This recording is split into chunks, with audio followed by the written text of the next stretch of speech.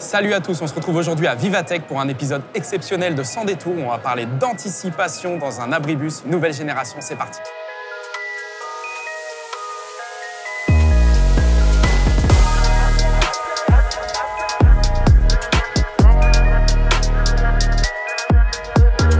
Bonjour Caroline, merci, je suis ravi de t'accueillir aujourd'hui sous cet abribus. Est-ce que pour commencer cet épisode, tu peux te présenter? Je travaille chez Carrefour, j'ai 3 missions chez Carrefour. La première, c'est de piloter la stratégie et les actions marketing pour l'ensemble des pays du groupe Carrefour. La deuxième mission, c'est de garantir et d'optimiser la satisfaction client. Et ma troisième fonction, c'est de développer la marque Carrefour et puis de développer l'offre produit de la marque Carrefour. Ok, très bien. On est aujourd'hui à Vivatech. Qu'est-ce que fait Carrefour à Vivatech? Qu'est-ce que fait Carrefour à Vivatech? Déjà, Carrefour, c'est vraiment une âme d'explorateur. Si on regarde les 60 ans de Carrefour, nous avons une ADN de leader, d'explorateur. Donc l'innovation, elle a toujours été au cœur de Carrefour. Et donc, on se doit évidemment de venir à Vivatech parce que pour moi, Vivatech, c'est l'innovation, c'est les startups de demain, c'est les tendances de consommation de demain. Du coup, dans le commerce, dans ce que vous faites, ça dépasse des fois vos services à vous. On est justement là à Vivatech sous un abribus un peu particulier, nouvelle génération. Est-ce que tu peux m'en dire un petit peu plus? Oui, alors c'est en effet assez impressionnant de se dire que sur des abribus, on est aussi en train de réfléchir à l'impact sur le climat. Ouais. On est aussi en train de réinventer la façon dont on va pouvoir faire de la publicité demain. Alors ça dépasse même pas vraiment ma fonction parce qu'au sein de ma fonction, on se préoccupe aussi de l'empreinte carbone. Ouais. Que Carrefour génère quand je fais beaucoup de publicité. Donc là aussi, on est en train de travailler avec notre agence de com pour essayer de scorer finalement notre empreinte.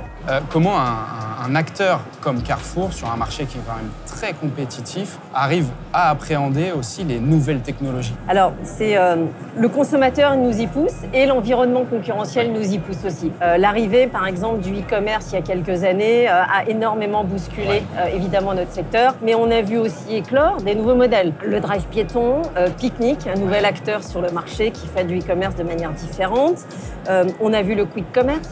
On a vu le live shopping arriver, alors avec plus ou moins de succès évidemment, mais il faut qu'on teste tous ces nouveaux usages. Et puis la data, elle nous aide énormément parce que la data, elle nous permet de rentrer dans un niveau de granularité de connaissance client qui est assez incroyable. Ouais. C'est-à-dire qu'aujourd'hui, je suis capable de te pousser des offres qui sont dédiées à Laurent. Je suis même capable de te donner un prospectus digital dans lequel il y aura ton nom, cher Laurent, voici les offres pour toi. On s'aide aussi de l'intelligence artificielle pour nous aider à sortir les tendances clés, les préoccupations clés des clients et derrière, on les aide. Donc, on a développé, par exemple, sur le parcours e-commerce, un bouton anti-inflation. Comment j'aide mon client à consommer de mieux en mieux, moins cher? Donc, il appuie sur ce bouton-là et ça va lui rechercher des offres similaires avec des alternatives de prix.